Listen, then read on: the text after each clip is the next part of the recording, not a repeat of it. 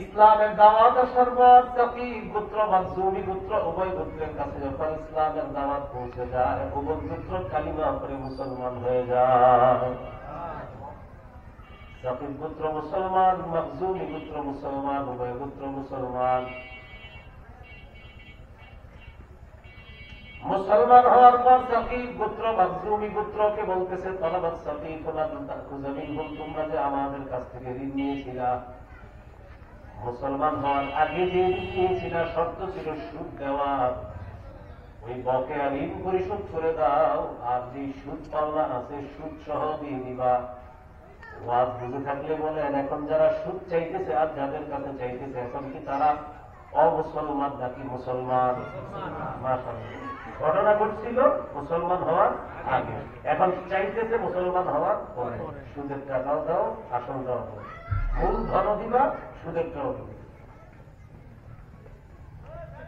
মাখজুমি গোত্র জবাব দেয় ইসলাম, আমরা এখন মুসলমান, মুসলমান হওয়ার পর এখন আর আমরা সুদি কারবার করব না, তোমাদের মূল ধন তোমাদেরকে দিয়ে দিব, কিন্তু সুদের অংশটা আমরা দিতে পারবো না। একদল মুসলমান তারাও নতুন মুসলমান, আর একদল মুসলমান তারাও নতুন মুসলমান। একদল বলে সুদ সহ বকেয়া পাওনা পরিশোধ করে দাও, আর একদল মুসলমান বলে না না সুদ সহ দিব না, মূলধনটা ফেরত দিব। ঝগড়া লাগে, নতুন মুসলমান দুই পক্ষ। মক্কার দায়িত্বশীল যিনি তিনি বলছেন বিপদে। দায়িত্বশীল যিনি ছিলেন তার নাম আত্মা, কি নাম? আত্মা। পুরো নামটা হল আত্মা বিন্দু আসিম।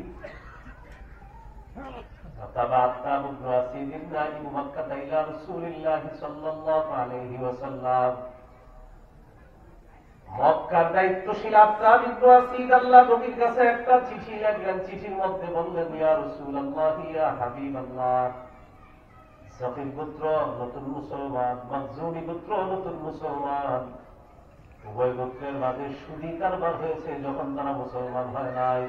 হুজুর ঘটনা বইতে গেছে, এখন সাকিব গোত্র মুসলমান, মাখজুমি গোত্র মুসলমান, নতুন মুসলমানরা একদল আরেক দলের কাছে মূলধন চায়, সাথে সাথে সুদের অংশটাও চায়। আমি করছি বড় বিপদে ইয়া রাসূলুল্লাহ, সমাধান করব কিভাবে? এই জন্য আপনার কাছে চিঠি লিখলাম। নবীরে চিঠি বলে শোনানো হলো, নবীদের চিঠি বলে শোনানো হচ্ছে। ইতিমধ্যে আল্লাহ তাআলা সূরা বাকারা 278 নম্বর আয়াত নাযিল করে চিঠির ওই সমাধান আল্লাহ দিয়ে দিলেন। আল্লাহ তাআলা বলেন ইয়া আইয়ুহাল্লাযীনা আমানুত্তাকুল্লাহ ওয়া যারু মা বাকিয়া মিনার রিবা ইন কুনতুম মুমিনিন।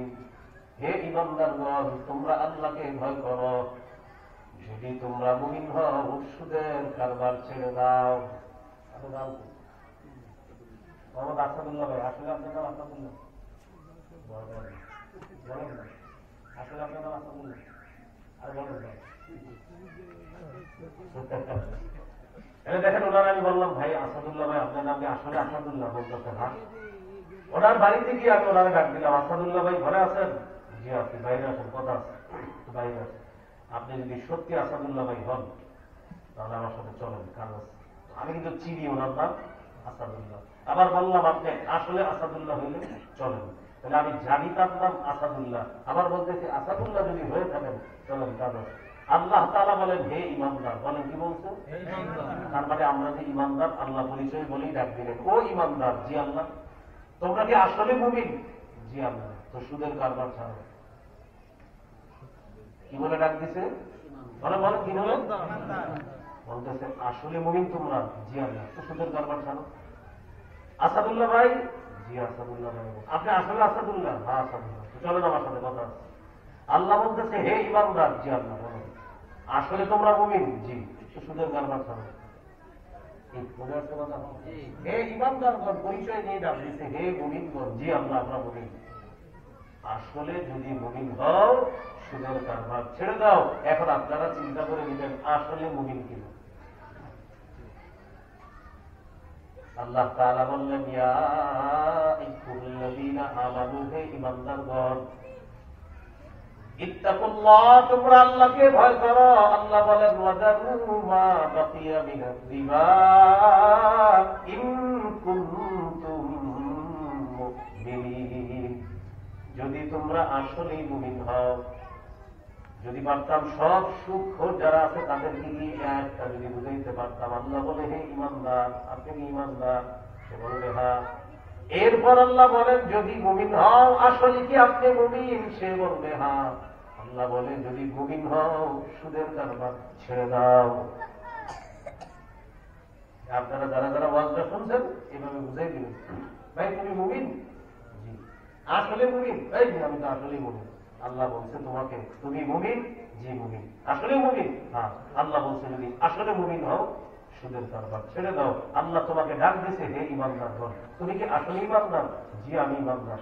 এরপরে বলবেন তুমি আসলে ইমানদার? আমি ইমানদার না, আপনি ইমানদার। চিন্তা করে বলবেন আল্লাহ বলছে যদি আসলে ইমানদার হও, সুদের কারবার ছেড়ে দাও। এভাবে কি বোঝানো যাবে না ইনশাআল্লাহ? আল্লাহ তৌফিক দান করুন। আল্লাহ বলেন যদি ইমানদার হও, সুদের কারবার ছেড়ে দাও। দেখেন আমরা জন্মসূত্রে কেউ 25 বছর, কেউ 30, কেউ 45, কেউ 50, কেউ 60 বছরের মুসলমান। আর যারা সুদী কারবারটা করছে মক্কার, তারা নতুন, তাও সুদী কারবার মুসলমান হওয়ার পরে করে নেই, আগে করছে, বাকি বকেয়াটা চাইতেছে। আয়াত আয়েশা বলছে মক্কার নতুন মুসলমানদেরকে জানানো হলো আল্লাহ তাআলা তোমাদেরকে ডাক দিয়েছেন হে ইমানদার। সাকিব গোত্রকে জানিয়ে দেওয়া হয় তোমরা কি ইমানদার? আল্লাহ ডাক দিয়েছে ইমানদার মহিলা, জি আমরা ইমানদার। এরপর আল্লাহ বলছে ওয়াযারু মা বাকিয়া মিনার রিবা ইন কুনতুম মুমিনিন। যদি আসলে ইমানদার হও, খাঁটি ইমানদার হও, সুদের কারবার ছেড়ে দাও।